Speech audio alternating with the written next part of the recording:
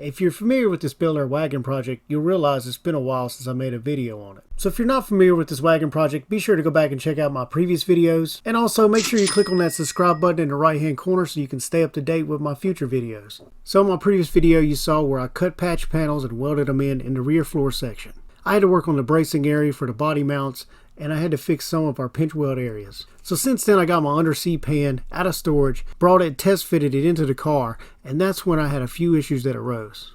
So today I'm going to start working on the wagon again for the first time in a few months, and there's been several reasons why I haven't worked on this thing. One of them being that it's been super hot. So I wanted to wait till it cooled down, and it's starting to kind of cool down a little bit. And another reason was I wanted to finish up this Bentley. I wanted to finish the body work and the paint work on the front end and get this thing squared away before it got too cold and I couldn't do it. If you want to go check that out, you can go check out my videos on that and you can see all the work that I've done there. And another reason was my dad got motivated to actually work on his Chevelle. We got that thing back on the road for the first time in 40 years, so you can go back and check that out. So there were a few other issues that I was having with this wagon that I was not happy with, and I didn't really want to continue with these issues still going on. So as you can see, got the rear floor section in, and it's just zip screwed in. But if you look right here, you can see we have some water. And I noticed that when it was raining, water would come across this seal on the outside of the window and would actually leak down through this hole here onto the floor. Now I didn't want to come in here and start putting my main floor section in and buttoning all this up if I had water coming in on my brand new floor. I didn't like that idea. So I needed to buy these seals, and I need to make a splash shield to go around this door. And another issue I was having with water intrusion was back here around the quarter glasses. Now if you kind of look down in there, you might be able to see a little bit of wetness. And that's from where water is actually leaking around the bottom of the seal. Same thing over here on this side. This side is not leaking that bad. As you can see, it's kind of dry. But I need to replace both of those seals, as they are very expensive. The pair of those two gaskets for both windows was around $215 with shipping. So now that I've got these gaskets, I'm going to need to take this window out. This is my main concern right here, because this one is the one that's really leaking bad. We are going to replace that one too, but I believe these things bolt in. You got some plates here, you unscrew those, take some trim across the top, and I believe this glass will pop out. So we're going to work on this. We're going to try to see if we can get this glass out today and see how bad. Hopefully we don't have any problems in the window channel area with any rust issues or anything. Hopefully it's just the gasket.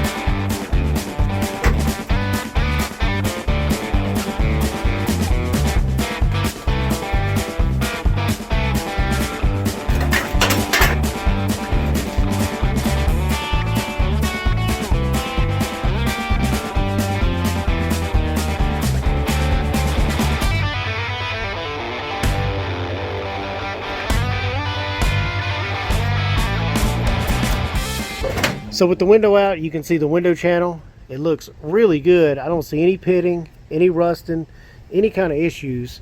Normally with a car this age, you take the glass out and you would have some kind of issues, but this actually looks really good. Looks like the glass has never even been out. Now there is some kind of like goopy material here. We're going to need to remove all that and figure out something, some kind of sealant along the same lines. Maybe that's just seam sealer, and we can go around that window channel. As you can see, I've got it all cleaned up. I got most of that sealant off, but if you see this area right here, I do have some rust in there. It's light surface rust, and what I'm going to do before I put this glass back in is I'm actually going to treat this area so we don't have any issues in the future.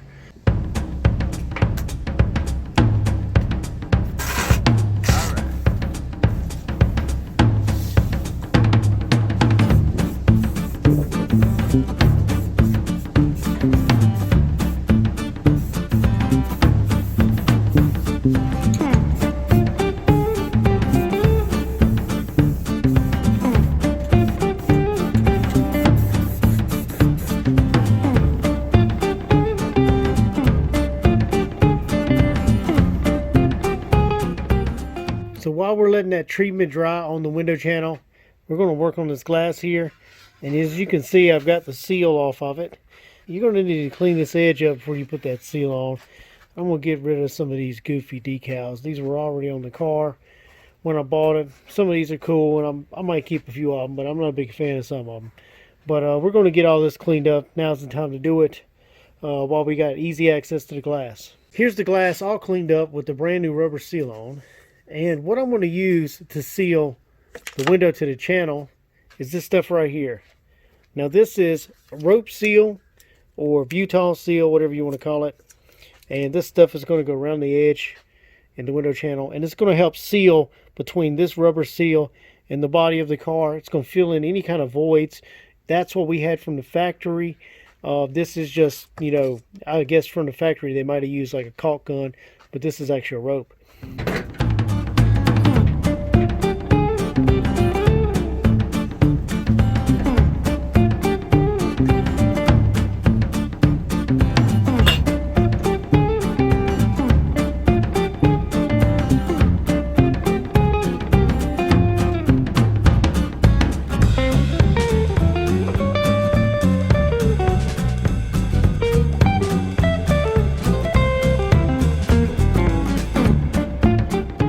So here it is, our clean glass is all nice and installed with the brand new rubber gasket, and it turned out pretty good. Wasn't that hard to do. I do still have the trim off because I'm going to paint that in the future, so I'm just going to go ahead and leave that off. But as you can see, this area is treated now. If we do have some kind of leakage, it won't affect that area, it won't rust it out anymore. And it's turned out pretty good. It was a lot easier than what I thought it was going to be.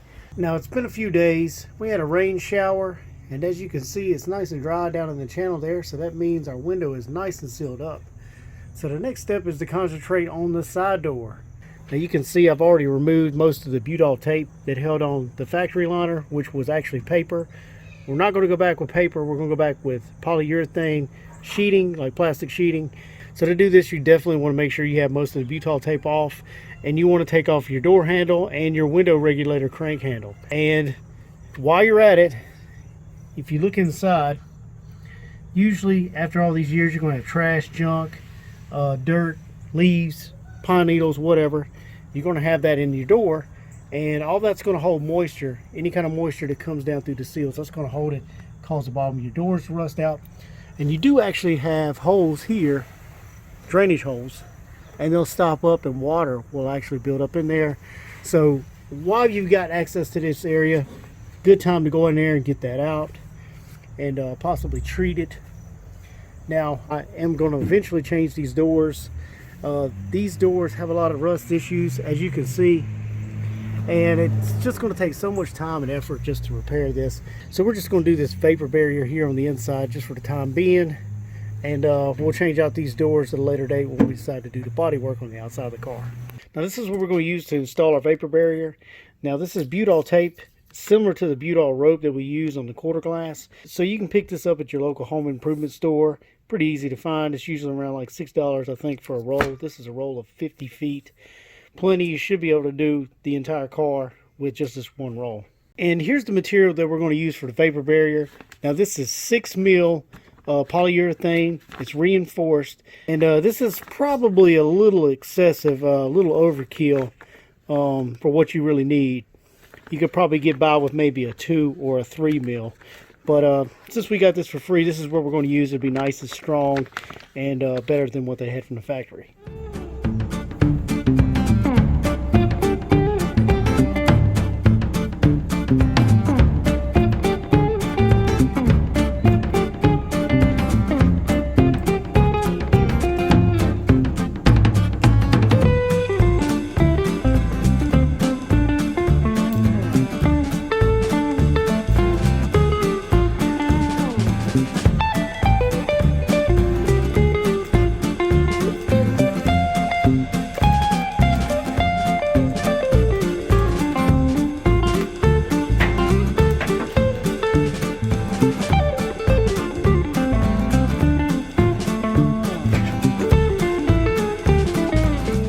So the vapor barrier is installed on the door. Now we shouldn't have any more issues with water you know, coming through and leaking down onto our floor pan.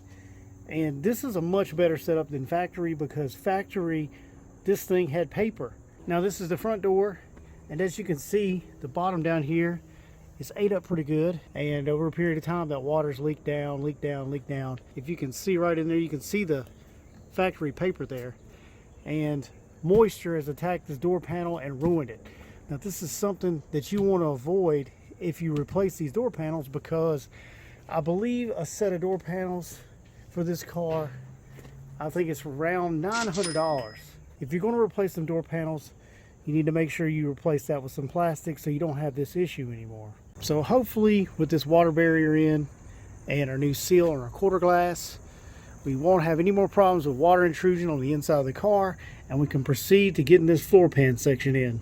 So until next time, where I'll proceed to install the main floor section, I want to say thank you for watching. Check out all my other videos on my other projects. If you're not subscribed, make sure you click the subscribe button, click the bell so you'll get the notifications, and you can also follow me on Facebook and Instagram.